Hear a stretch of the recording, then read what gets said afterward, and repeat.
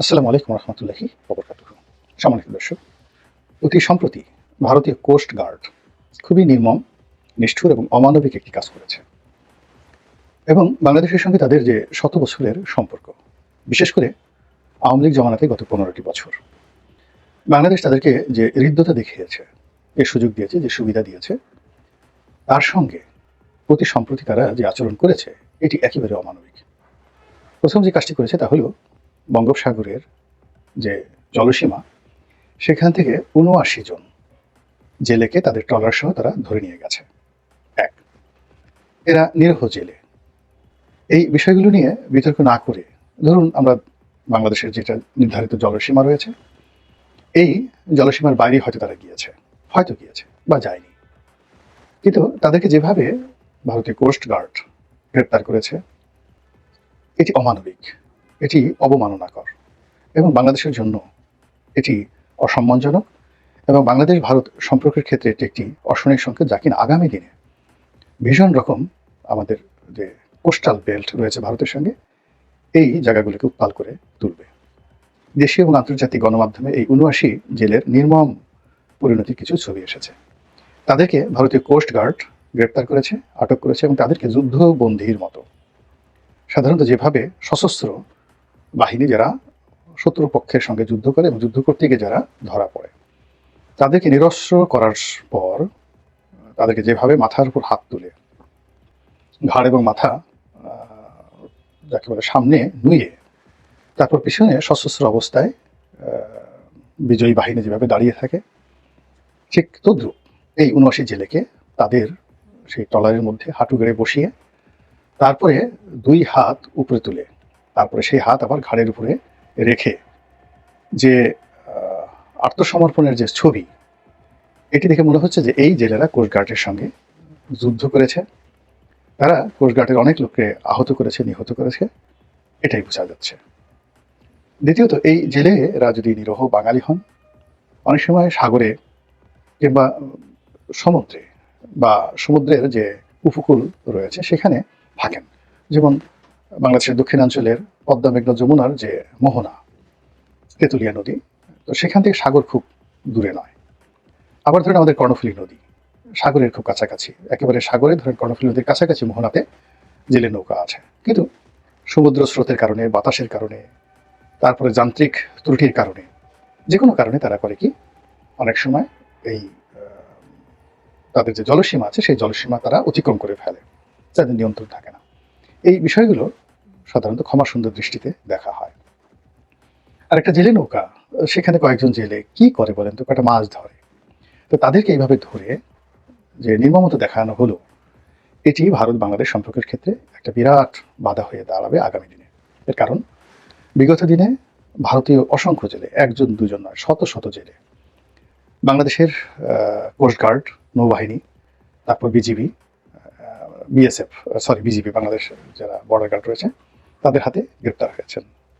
অনেকে বেআইনিভাবে বাংলাদেশের জলসীমায় প্রবেশ করেছে, অনেকে স্রোতের টানে চলে এসেছে, অনেকে যখন ঘূর্ণিঝড় হয়েছে দেখা গেল সেই ঘূর্ণিঝড়ের তোড়ে তারা একেবারে সমুদ্র থেকে এসে আমাদের কুয়াকাটাতে এসে তারা সেই উপকূলে এসে আশ্রয় নিয়েছে। তো বাংলাদেশ কোনো দিন কোনো অবস্থাতেই ভারতের একজন জেলের সঙ্গে খারাপ আচরণ করেনি, ভারত দেখাতে পারবে না। কিন্তু এই অবস্থাতে এই অসহায় জেলের সঙ্গে তারা যে রাগ ঝাড়ার চেষ্টা করছেন, তারা ডক্টর মোহাম্মদ ইউনূসের সঙ্গে পারছেন না, তারা ডক্টর মোহাম্মদ ইউনূসের একটা পশম স্পর্শ করতে পারছেন না, তাদের সেই পররাষ্ট্র সচিব থেকে শুরু করে, তাদের সেনাবাহিনী প্রধান থেকে শুরু করে আরো অনেকে দিল্লিতে বসে অনেক কিছু করছেন, কিন্তু বাংলাদেশের বিরুদ্ধে দেখা গেল তারা একটা টু শব্দ করতে পারছেন না। এই যে বিক্রম মিশ্রি পররাষ্ট্র সচিব, তিনি বাংলাদেশ ভ্রমণ করে গেলেন এবং তিনি দেখেছেন যে ডক্টর মোহাম্মদ ইউনূসের সামনে তিনি কিভাবে কাচুমাচু করে বসেছিলেন।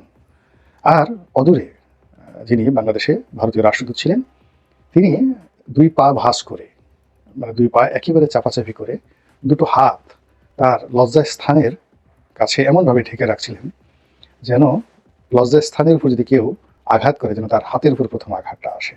তিনি তার অন্ডকোষ বাঁচানোর জন্য ব্যস্ত ছিলেন বলে অনেকে ঠাট্টা এবং মস্করা করার চেষ্টা করছে। এই অবস্থা ছিল না আগে। আগে ভারতের যে কোনো পররাষ্ট্র সচিব, এমনকি রাষ্ট্রদূত বাংলাদেশের বড় বড় মন্ত্রীর সঙ্গে যখন বসতেন, তখন তারা ক্রস লেগ করে পায়ের উপর পা তুলে, তারপরে ঝুলিয়ে, তারপরে চেয়ারে হেলান দিয়ে, ঘাড় বাঁকা করে, আঙুল উঁচু করে দুই হাত ঝুলিয়ে ঝুলিয়ে বাংলাদেশের বড় বড় মন্ত্রীর সঙ্গে কথা বলতেন। আর আমাদের মন্ত্রীরা ঠিক এখন যেভাবে ভারতীয় রাষ্ট্রদূত তার অন্ডকোষ বাঁচানোর জন্য যেভাবে কাছামাছি করে বসেছিলেন, ওভাবে অনেক মন্ত্রী বসে থাকতেন তাদের করুণা লাভের জন্য। তো এই দৃশ্য আমরা এখানে দেখতে পাচ্ছি বাংলাদেশে। তাহলে বোঝা যাচ্ছে যে ভারতের ওখান থেকে যা কিছু প্রচার করা হচ্ছে, হ্যাং করেঙ্গা ত্যাং করেঙ্গা ফাটিয়ে ফেলেঙ্গা 1 মিনিটের মধ্যে শেষ করে দেবো, এই জিনিসগুলো বাস্তবে এই দাপটটা বাংলাদেশে বসে দেখানো যাচ্ছে না। 2 নম্বরে, দিল্লিতে বা কলকাতাতে আসলে কি হচ্ছে সেখানে গিয়ে দেখুন যে আমাদের যে দূতাবাসগুলোতে হামলা করার চেষ্টা করা হয়েছে, এইগুলোর জন্য দিল্লির পক্ষ থেকে সরকারিভাবে ক্ষমা চাওয়া হয়েছে, দুঃখ প্রকাশ করা হয়েছে। এমনকি তাদের যে তথ্য সচিব আছেন, ইনফরমেশন সেক্রেটারি, তিনি এই যে তাদের দেশের মিডিয়া যে বাড়াবাড়ি করছে এবং 2 নম্বরই খবর সব ছাপা হচ্ছে, এইগুলো নিয়েও কিন্তু তারা দুঃখ প্রকাশ করেছে। থার্ডলি, মিস্টার বিক্রম মিস্ত্রি, তিনি পররাষ্ট্র সচিব, সেখানে গিয়ে সংসদীয় কমিটির জেরার মুখে পড়েছেন। তো সংসদীয় কমিটির জেরার মুখে তিনি সেখানে বলতে বাধ্য হয়েছে, বাংলাদেশে নয়, দিল্লিতে বসে, যে দিল্লিতে আওয়ামী লীগ সভানেত্রী শেখ হাসিনা যে অবস্থান করছেন এবং সেখানে বসে তিনি যে কথাগুলো বলছেন, এই কথাগুলো ভারত পছন্দ করছে না, রিগ্রেট করছে। তো এই কথা তিনি ভারতীয় সংসদ সদস্যদের প্রশ্নের উত্তরে বলতে বাধ্য হয়েছেন। কেন? ডক্টর মোহাম্মদ ইউনূসকে খুশি করার জন্য। তো তিনি যদি সেখানে বাপের বেটার মতো বলতে পারতেন যে না, শেখ হাসিনাকে আমরা আশ্রয় দিয়েছি, তিনি রাষ্ট্রীয় মেহমান, তিনি পদত্যাগ করেননি, তিনি প্রধানমন্ত্রী হিসেবে আছেন এবং আগামীতে তাকে আবার প্রধানমন্ত্রীর পদে ফিরিয়ে দেওয়ার জন্য যা যা করা দরকার ভারত করবে, শক্তি প্রয়োগ করা দরকার করবে, যুদ্ধ করা দরকার যুদ্ধ করবে, এইরকম বাপের বেটার মতো কথা বলে তারপর যদি জেলে দেখে ধরতেন, তাহলে আমরা কিছু বলতাম না, যে ঠিক আছে, এটা তাদের একটা নীতি। কিন্তু যেখানে শক্তিমানদের সঙ্গে তারা জিহুজুর করছেন, বাংলাদেশের সঙ্গে সম্পর্ক স্থাপন করার জন্য তারা নতজান নীতি ধারণ করছেন, তারা এখন শেখ হাসিনাকে ছেড়ে দে মা কেঁদে বাঁচি, এরকম একটি অবস্থায় তাকে বাংলাদেশে ফেরত পাঠাবেন না, তৃতীয় কোনো দেশে দিয়ে দেবেন নাকি আইসিসির কাছে দিয়ে দেবেন, এই বিষয়গুলো নিয়ে তারা চাণক্য নীতি অবলম্বন করার চেষ্টা করছে। সেখানে আমাদের এই দরিদ্র যে জেলেরা, তাদের সঙ্গে এরকম মাতুব্বরি বা বাহাদুরি দেখানোর মধ্যে আমি মনে করি যে একটা কাপুরুষতার যে লক্ষণ, এটি স্পষ্ট হয়ে উঠেছে। এবং ভারতীয় আইনশৃঙ্খলা রক্ষাকারী বাহিনী, বিশেষ করে কোস্ট গার্ড এবং বিএসএফ, তাদের মধ্যে আমরা কখনোই এই বীরত্ব দেখিনি। তারা সীমান্তে যে গুলাগুলি করে, সেই গুলাগুলি তারা সবসময় করে নিরস্ত্র দরিদ্র মানুষের উপর। তারা কখনোই বাংলাদেশের যে বর্ডার গার্ড, তাদের সঙ্গে কনফ্রন্টেশনে যায় না।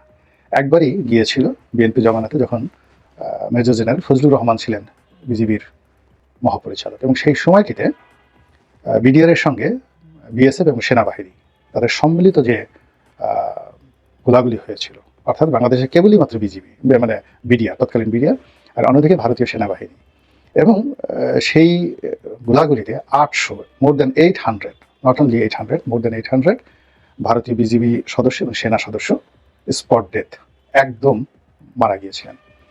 এবং বলা হয়ে থাকে সেই প্রতিশোধ নেওয়ার জন্য তারা বিডিআরের যে পিলখানা হত্যাকাণ্ড, এটি ঘটিয়েছেন। এটি বিতর্কিত, ভারতের পক্ষ থেকে এই ব্যাপারে হা না কিছুই বলা হয়নি, কিন্তু বাংলাদেশের মোটামুটি একেবারে সবাই বিশ্বাস করে যে ভারত এই বিডিআর হত্যাকাণ্ডের সঙ্গে জড়িত। তো এই বিডিআরকে তারা ভ্যানিশ করেছে, সেখানে আমরা নতুন করে বিজিবি গঠন করেছি, কিন্তু সেই বিজিবির সঙ্গেও তারা এখনো পর্যন্ত কোনো গুলাগুলিতে আসেনি, এখন পর্যন্ত দেখা যায়নি। তারা কি করে? সীমান্তে একেবারে নিরীহ একজন নারী, একজন পুরুষ, এমনকি একজন হিন্দু, তাদের ভাই, তাদেরকে যখন বাগের মধ্যে পায়, ভয় দেখানোর জন্য ডাইরেক্ট গুলি করে দেয়। এটি কাপুরুষতার লক্ষণ, এই লক্ষণ ভালো নয়। আবার এই যে এখন দেখেন, বলা হচ্ছে যে ভারতের 35,000, ভারতের মিডিয়াগুলো বলছে 35,000 সৈন্য, তারা সেই বিমান নিয়ে, তারপরে নৌবাহিনীর বড় বড় জাহাজ নিয়ে, তারপর কামান নিয়ে, গোলা নিয়ে, ড্রোন নিয়ে, তারা 35,000 তিন বাহিনীর সৈন্য, মানে নৌবাহিনী, বিমান বাহিনী, ওরা আবার বিমান বাহিনীকে বলে বায়ুসেনা, আর সশস্ত্র বাহিনী মানে মিলিটারি, তার সঙ্গে আবার বিজিবি। তো এরা মানে বিজিবি আছে, তার সাথে আবার 35,000 এরকম তিন বাহিনীর সৈন্য বিভিন্ন পয়েন্টে তারা মোতায়েন করেছে, এবং বঙ্গোপসাগর নাকি তারা সিল করে দিয়েছে, ওখানে বাংলাদেশের কোনো জাহাজ ঢুকতে পারবে না, এই ধরনের কথাবার্তা তারা প্রচার করছে। কিন্তু তারা এখনো পর্যন্ত বাংলাদেশের দিকে এক রাউন্ড গুলি ছোড়া তো দূরের কথা, বন্দুক উঁচু করেছে, এরকম কোনো দৃশ্য আমরা দেখিনি। তারা যে কাজটি করেছে, এই সময়ের মধ্যে কোন সীমাতে 2-3 জন মানুষকে তারা হত্যা করেছে নিরীহ, আর এরকম 79 জন জেলেকে তারা এইভাবে বাগে পেয়ে বন্দি করেছে। তো এটা